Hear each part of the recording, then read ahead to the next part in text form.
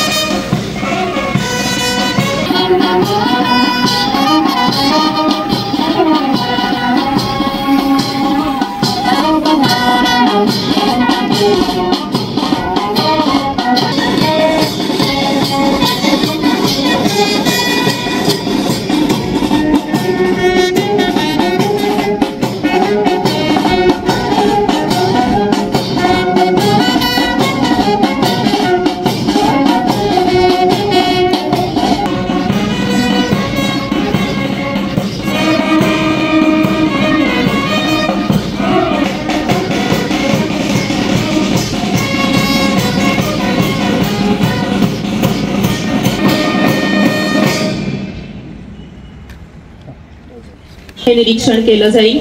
आज या ठिकाणी हे ध्वजारोहण झालं आहे। आपण महाराष्ट्र दिन साजरा करतो आहोत। मंगल देशा पवित्र देशा महाराष्ट्र देशा। कमांडर 1 सेकंड कमांड 12 अधिकारी 160 जवान हाजिर है। परेड निरीक्षण के लिए तैयार है। आपल्या महाराष्ट्राची यशोगाथा शौर्यगाथा आपल्या सगळ्यांना अभिमान आहे।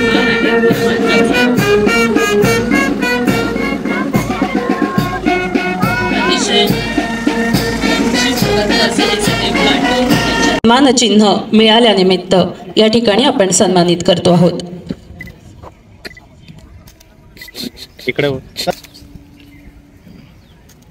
मंत्री महोदयांच्या हस्ते सन्मानित करतो आहोत।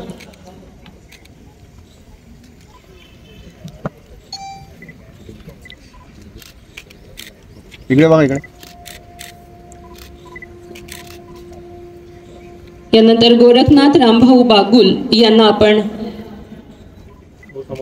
त्यांनी सज्ज राहावं असं विनंती करूया। काळे मानव संसाधन कार्यालय इथं कार्यरत आहेत। राष्ट्रीय खेळामध्ये प्रावीण्य दाखवल्याबद्दल पोलीस महासंचालक सन्मान चिन्ह त्यांना प्राप्त झालं आहे। त्यांचा सन्मान आदरणीय पालकमंत्र्यांच्या हस्ते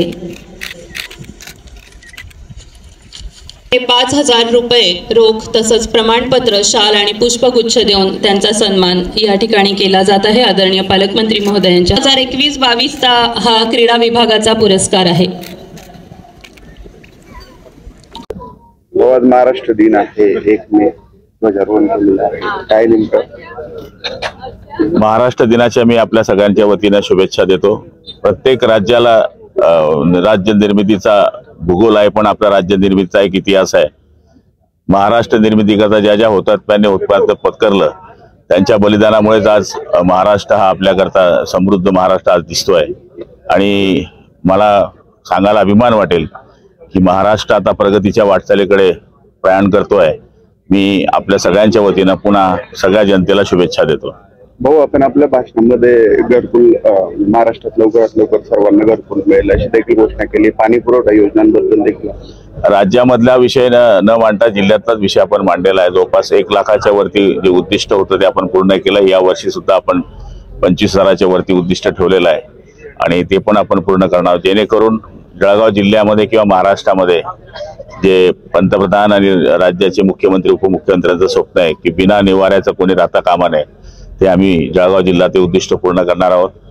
पाण्याच्या बाबतीमध्ये मागच्या वर्षी याच काळामध्ये 82 टँकर आपल्या जळगाव जिल्ह्यामध्ये सुरू होते, ते यावर्षी 8च टँकर सुरू आहे. त्यामुळे पुढच्या वर्षापर्यंत आपण पाणी टंचाई मुक्त जळगाव जिल्हा आणि महाराष्ट्र करण्याचा प्रयत्न करत आहोत. पहलगाम हल्ल्यातल्या मृतकांना या ठिकाणी श्रद्धांजली वाहण्यात आली. सर्व जाती धर्माचे लोक या ठिकाणी उपस्थित होते. काय सांगाल?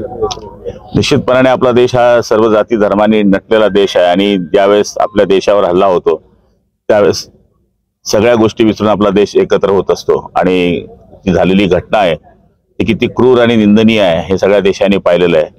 तर म्हणजे आज श्रद्धांजली अर्पण करत असताना महाराष्ट्रातले सुद्धा त्याच्यामध्ये 6 लोक बळी पडलेले आहेत.